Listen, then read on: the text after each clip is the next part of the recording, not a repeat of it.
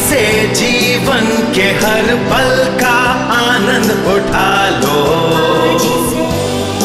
आज ही से मन की एक नई शांति पालो। समय आ गया बदलने का, समय आ गया कुछ करने का। अब उठा लो आनंद प्रतिदिन के जीवन का। अय्यूब अध्याय 3 पद 25। क्योंकि मैं जिस बात से बहुत डरता हूं वही मुझ पर आ पड़ी है, और जिस बात से मैं भय खाता हूं वही मुझ पर आ जाती है। प्रभु नहीं चाहता कि हम भय में जिए, चाहता है कि हम विश्वास में जिए। बाइबल कहती है जैसे तुम विश्वास करते हो वैसे ही तुम्हारे साथ हो। ये केवल सकारात्मक में ही काम नहीं करता, नकारात्मक में भी काम करता है। अय्यूब ने कहा जिस बात से बहुत डरता हूं वही मुझ पर आ पड़ी। उसने कहा जिससे मैं डरता हूं वही मुझे मिलता है।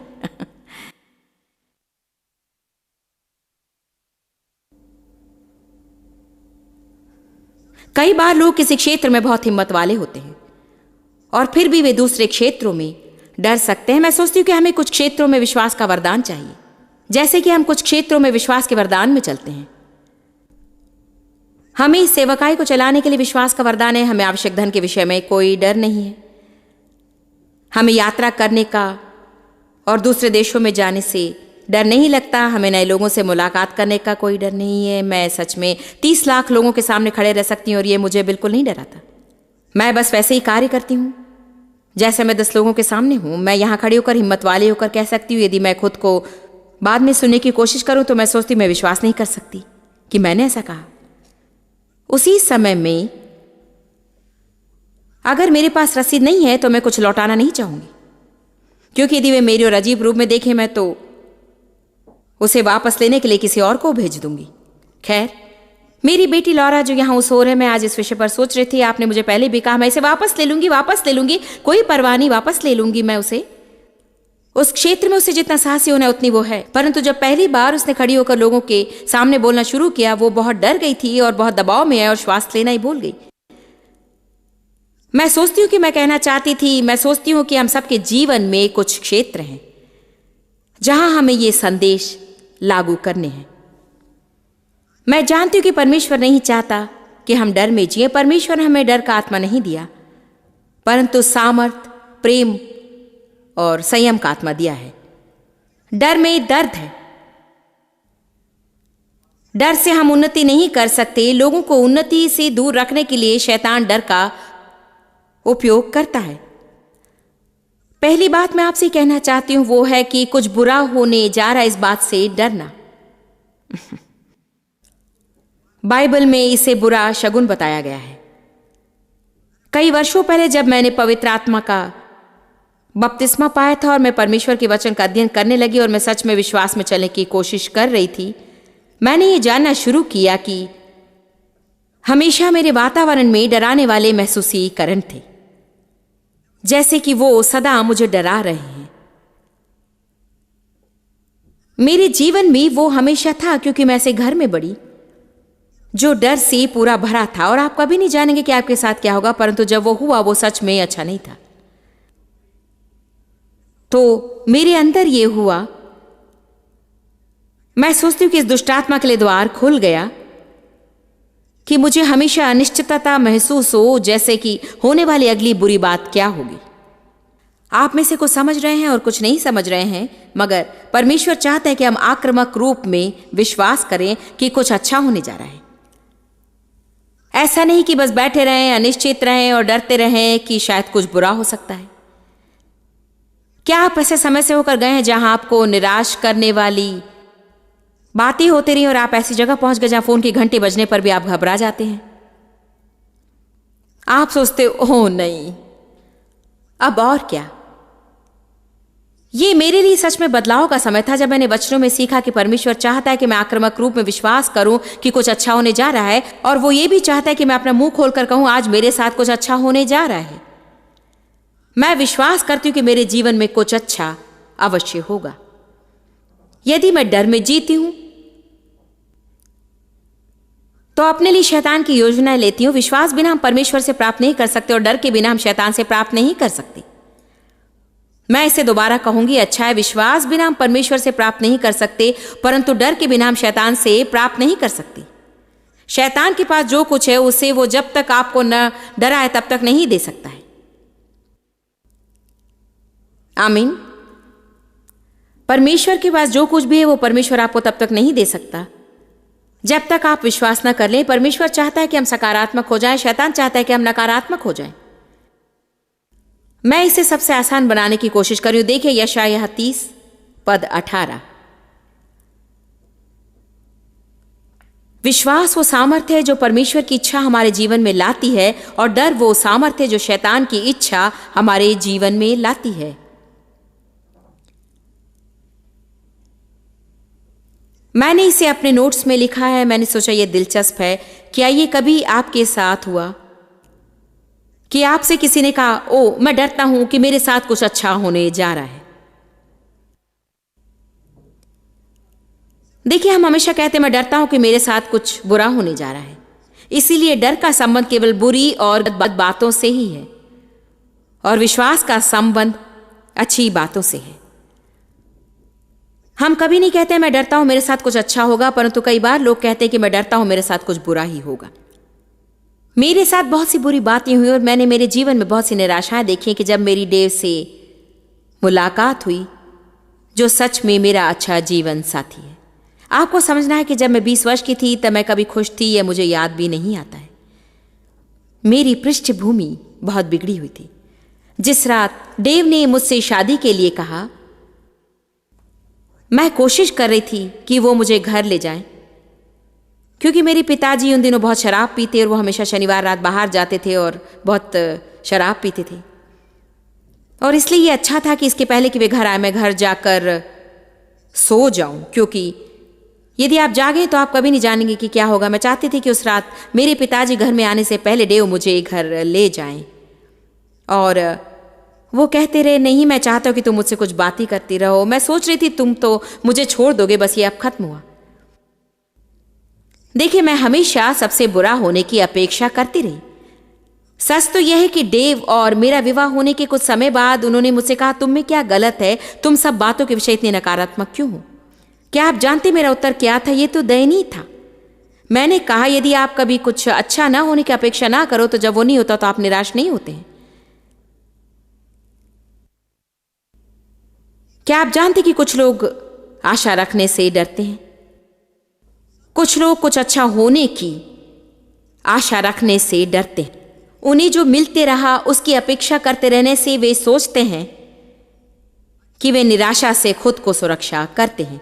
आपके जीवन के उस तरीके में आपको हस्तक्षेप करना है। आपका भूतकाल जैसा था वैसे यदि आप अपना भविष्य नहीं चाहते हैं तो आपको जो मिला था उसे और अधिक पाने के लिए विश्वास करना रोकना होगा। और आज आपको सक्रिय रूप में कहना होगा, बस बहुत हो गया, इस दिन से आगे मैं कुछ अच्छाई के लिए विश्वास करूंगी। शैतान भागते हुआ आकर कहेगा, हाँ यदि तुझे नहीं मिलता तो क्या? आप कहिए, हाँ मैं फिर भी विश्वास करते रहूंगी, विश्वास करते रहूंगी और विश्वास करती रहूंगी, और मैं विश्वास करती रहूंगी और विश्वास करती रहूंगी जब तक मुझे न मिल जाए तब तक। और निश्चय ही ऐसा ही होगा। यदि आप अपने मन में ठान ले परमेश्वर भला है और यदि वो दूसरों के लिए अच्छा हो सकता है तो मेरे लिए भी होगा, क्योंकि मैं दूसरों से बुरा नहीं हूं। मैं दूसरों से उत्तम नहीं हूं, परंतु मैं दूसरों से बुरा भी नहीं हूं। परमेश्वर भला है और यदि वो दूसरों के लिए भला है तो वो मेरे लिए भी भला हो सकता है। मैं अपेक्षा करता हूं परमेश्वर कि आपकी भलाई मेरे जीवन में बहने लगे।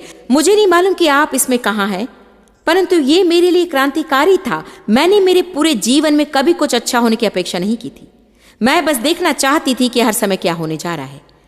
मैं बहुत खुश हूं कि अब मुझे राह देखने की जरूरत नहीं कि शैतान ने मेरे लिए क्या रखा है। मैं उन बातों को जो नहीं उन्हें ऐसे बुलाती हूं जैसे वह हैं। मैं मेरे भविष्य पर भविष्यवाणी कर सकती हूं, परमेश्वर के वचन के साथ सहमत हो सकती हूं, और मैं मेरे जीवन में अच्छी बातों के लिए अपेक्षा कर सकती हूं। यशायाह 30:18। और इसीलिए प्रभु राह देखता है। एम्प्लीफाइड बाइबल कहती है, अपेक्षा, राह और इच्छा रखना कि आप पर अनुग्रह करे। यदि मैं इसे और सरल भाषा में कहूं तो ये कहता है, परमेश्वर आपके लिए भला होने के लिए मौका ढूंढता है। वो अपेक्षा, राह और इच्छा रखता है कि वो किसी के लिए भला हो। क्यों? क्योंकि वो भला है। इसीलिए वो मौका चाहता है कि अपनी भलाई लोगों पर उंडेले। वचन 18, और इसलिए वो खुद को ऊंचा उठाएगा कि तुम पर दया करे, क्योंकि परमेश्वर न्यायी परमेश्वर है।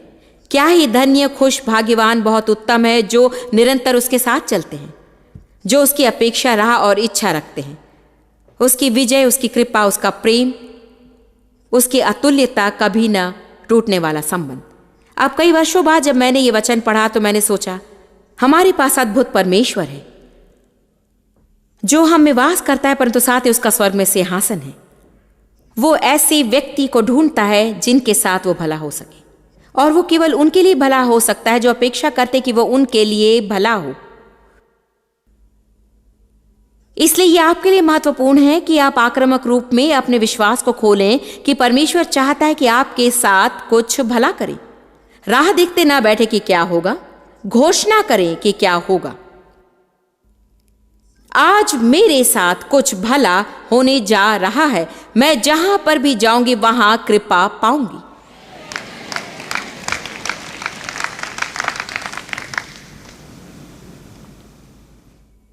सब इसे जोर से कहें, मेरे साथ कुछ भला होने जा रहा है।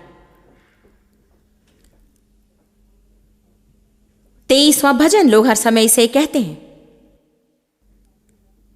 वचन 4 का दूसरा भाग कहता है, मैं हानि से नहीं डरूंगा। मैं नहीं डरूंगा कि मेरे साथ कुछ बुरा होने जा रहा है। कहिए, मैं हानि से नहीं डरूंगा। देखिए भजन 27-13 कुछ पन्नों के बाद देखिए, मेरे साथ क्या हुआ होता यदि मुझे विश्वास ना होता कि जीवितों की पृथ्वी पर यहोवा की भलाई को देखूंगा। वो कहता है, मेरे साथ क्या हुआ होता। हां, मैं निराश हो गई थी, हताश हो गई थी, मैंने अपना आनंद गंवा दिया होता, मेरे पास कोई आशा नहीं रहती, मेरे साथ निभाना कठिन था। जब आपके साथ कुछ अच्छा होने जा रहा है, इसकी अपेक्षा नहीं करते, तो ये आपके पूरे जीवन को कड़वा कर देता है। उसने कहा, यदि मुझे विश्वास नहीं होता कि जीवितों की पृथ्वी पर यहोवा की भलाई को देखूंगा, तो मैं मूर्छित हो जाता था। मरने के बाद स्वर्ग में नहीं, परंतु जीवितों की भूमि पर। जब मैं इस पृथ्वी पर जीवित हूं, मैं अपेक्षा करती हूं कि परमेश्वर की भलाई मेरे जीवन में देखूं। परमेश्वर की राह देखते हुए आशा करते रहे। साहसी हो, हियाव बांध और तेरा हृदय दृढ़ रहे। हां, परमेश्वर की बाट राह देखते हुए आशा कर। मैं आज आपको पहली बात बता रही हूं। मैं चाहती हूं कि आपके साथ कुछ बुरा होने जा रहा है, इस बात से डरना आप बंद कर दें। और मैं चाहती हूं कि आप विश्वास करना शुरू कर दें कि आपके साथ कुछ अच्छा होगा। यह है नंबर 1। दूसरी बात जिसके विषय में आपको बताऊंगी वो है वो डर कि लोग आपको पसंद या स्वीकार नहीं करेंगे। आपको कृपा के लिए विश्वास करना है। यह विश्वास करना है कि परमेश्वर की कृपा आप पर है, और जिनके भी पास आप जाते हैं वे आपको पसंद करते हैं, आनंद लेते हैं, आपको आशीष देना चाहते हैं और आपके साथ रहना चाहते हैं। मेरी और ऐसे न देखे जैसे नए फाटक के पास गाय होती है।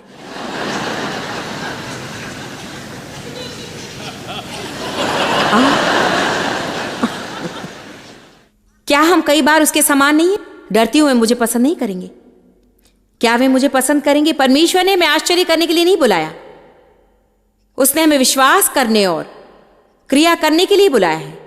मैं आशा करती हूँ वे मुझे पसंद करेंगे। हाँ, आशा अच्छी है, परंतु परमेश्वर चाहता है कि आप उससे परे विश्वास में जाएं। मैं विश्वास करती हूँ कि वे मुझे पसंद करेंगे, क्योंकि परमेश्वर मुझ पर कृपा करेगा। जब आप नए लोगों के समूह से मुलाकात करते हैं तो आपको कभी डरना नहीं चाहिए। यदि आपके पास पैसा नहीं है तो आपको कभी नहीं डरना है। आप उसके साथ रह सकते हैं जिसके पास पैसा हो। आप शायद अकेले हो सकते हैं और जाकर विवाहित लोग से विवाह कर सकते हैं। आपको किसी व्यक्ति या वस्तु से डरना नहीं चाहिए, क्योंकि परमेश्वर आपके साथ है और जहां भी आप जाते वहां वो आपको कृपा देगा। ऐसा महसूस ना करें कि आप अकेले हैं। 5वें चक्के के समान महसूस ना करें। मैं महसूस करती हूँ, परंतु आप क्या जानते हैं? मैं जानती हूं कि परमेश्वर मेरे साथ है। विश्वास करती हूं कि इसकी कृपा मेरे जीवन पर है। मैं खुश हूं कि मुझे यहां खड़े होकर कुछ अजीब हरकतें नहीं करनी पड़ रही हैं ताकि आप मुझे पसंद करें। परमेश्वर आपको मुझे पसंद कराता है। अब हमेशा कुछ ऐसे लोग होंगे जो बदलेंगे नहीं, परंतु ये उनका नुकसान है। आप सोचिए, क्या आप जानते कि आप कौन हैं?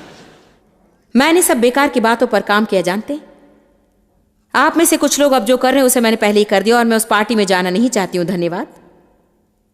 जब शैतान फेंकता है मैं खुद से घृणा करती हूं, पार्टी मुझे नहीं जाना है। आमीन। मैंने निर्णय लिया कि परमेश्वर मुझसे प्रेम करता है। मैंने निर्णय लिया कि उसकी कृपा मेरे जीवन पर है। आमीन। आपको इन कुछ बातों के विषय पर आक्रामक होना है। इससे न घबराएं कि लोग आपको पसंद नहीं करेंगे और स्वीकार नहीं करेंगे। अपने जीवन पर परमेश्वर की कृपा के लिए आक्रामक रूप में विश्वास करें। जब लोग डर जाते हैं तो वे आरामदेह और स्वाभाविक नहीं हो सकती। जब मैं किसी के साथ होती हूं जो मुझसे डरते हैं तो निश्चय वे अधिक बात करते हैं या कुछ नहीं बोलते। जब लोग इनकार किए जाने से डरते हैं वे हमेशा रट लगाए रहते हैं, मुझे पसंद ना करें, मुझे पसंद ना करें, मुझे पसंद ना करें, मुझे पसंद ना करें, मुझे पसंद ना करें। मैं उस पर विश्वास करती हूं। जब मैं किसी के साथ होती हूं जो मुझसे बातें नहीं करता और मानसिक रूप में प्रत्युत्तर नहीं देता है, उसके कारण मैं उनसे जितनी जल्दी हो सके दूर चली जाती हूं, क्योंकि मैं डरती हूं कि वे गलत बात कहेंगे और उसके कारण वे खुद के विषय बुरा महसूस करेंगे। मैं सोचती हूं मुझे डर से निपटना होगा। मैं यहां डर के विषय सिखा रही हूं और कह रही हूं कि उनकी भावनाओं को चोट पहुंचाने से मैं डरती हूं। इनकार का डर लोगों के जीवन में बहुत समस्याएं लाता है। जानते हैं, हमें प्रतिदिन उठकर अपना सबसे उत्तम काम करना है और बाकी सब हमें परमेश्वर के हाथों में छोड़ देना है। यदि मैं यहां आकर अपना सबसे उत्तम काम करूं, यदि मैं यहां आकर अपना सर्वोत्तम दूं, यदि मेरे पास का सबसे उत्तम मैं आपको दूं, तो आप मेरे बारे में क्या महसूस करते हैं आपके और परमेश्वर के बीच में? मैं इस सभा में खड़े होकर इस समूह को प्रसन्न करने की कोशिश कर सकती हूँ। आप जो भी कल्पना करें, मेरे पास आज यहाँ अलग अलग विश्वास के लोग हैं, तो मैं वो कैसे कह सकती हूँ जो सबको 100% सही लगे? हमें इस तरह की बातें कलीसिया में लानी है। हमें लोगों पर से ऐसा दबाव दूर करना है कि यदि आप मुझे पूरे 100% अच्छे न लगे तो आप बाहर हो जाएं। आमीन। यदि मैं ऐसा कुछ कहती हूँ जो आप पसंद नहीं करते या समझते नहीं, तो क्यों ना आप उसे यहाँ लाकर कुछ समय के लिए लगा दें। आगे बढ़कर वो सब बातें जिन्हें आप पसंद करते हैं उसे लेकर कहें, परमेश्वर मैं उसे नहीं ले सका, परंतु मैं उसे यहीं दराज में रखता हूँ और शायद किसी दिन आप उसे मुझे समझाएंगे, परंतु मैं जॉयस को अपने जीवन से नहीं निकालूंगा क्योंकि उसने एक बात कही जिसे मैं नहीं समझ सका या शायद उसके साथ सहमत नहीं हूं। आमीन। अब आप देखिए 1 कुरिन्थियों अध्याय 4।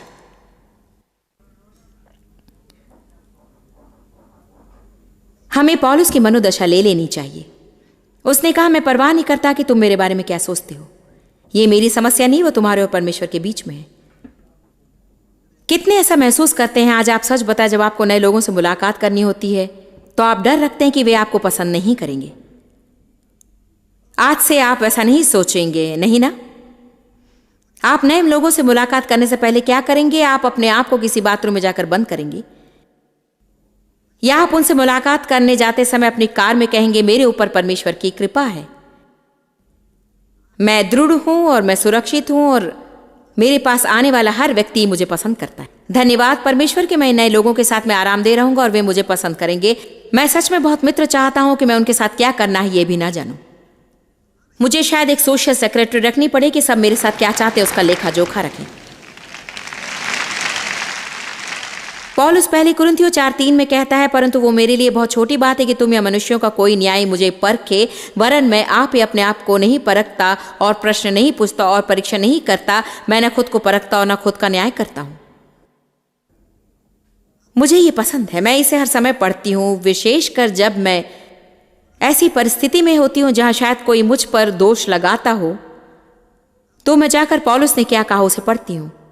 उसने कहा, तुम जो सोचते हो उसके लिए मैं जिम्मेदार नहीं हूं। मेरी जिम्मेदारी है कि तुम्हारे साथ सही व्यवहार करूं। जो तुम करते हो वो तुम्हारे और परमेश्वर के बीच की बात है। आमीन। मैं आपसे प्रेम करती हूं। आप क्या करते हैं आपके और परमेश्वर के बीच की बात है। आप देखिए कि लोग हमें क्या दे रहे हैं इस विषय सोचते रहते हैं और हम उन्हें क्या दे रहे हैं इस विषय बिल्कुल नहीं सोचते। कम ऑन नाउ, अपना सबसे उत्तम काम करें और परमेश्वर में विश्राम करें। पहला डर जिसके साथ हमने व्यवहार किया वो है, अब हम नहीं डरेंगे कि हमारे साथ कुछ बुरा होने जा रहा है। हम आक्रामक रूप में विश्वास करेंगे कि हमारे साथ कुछ अच्छा होगा। लोग हमें पसंद नहीं करेंगे, इस बात से हम कभी नहीं डरेंगे। हम आक्रामक रूप में कृपा के लिए विश्वास करेंगे कि परमेश्वर कुछ करेगा जिसके कारण वे हमें पसंद करेंगे।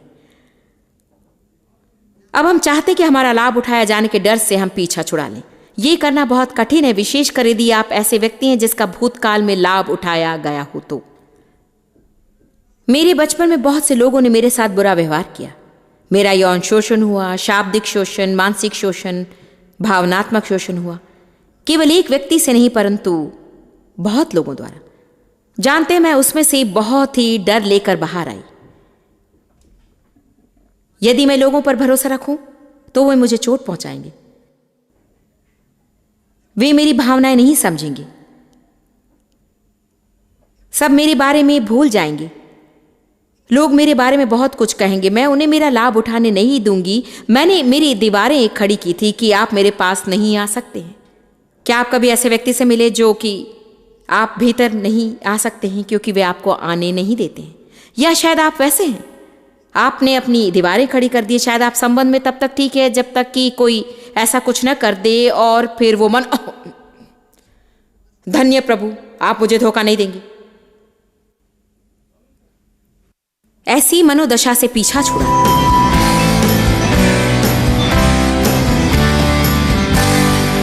अपने जीवन में हम एक ही स्वीकृति की मनोदशा रख सकते हैं और वो है, मैं कभी नहीं डरूंगा। आप डर महसूस कर सकते हैं और फिर भी आगे बढ़कर वो काम कर सकते हो जो आप जानते हैं कि आपको वो करना है। डर से आजाद होकर जीने का मतलब ये नहीं कि हम कभी डरेंगे नहीं, अर्थ है कि हम उसके सामने झुकेंगे नहीं और हम उसका सामना करेंगे, ताकि आप डर से आजाद जीवन का आरंभ कर सकें।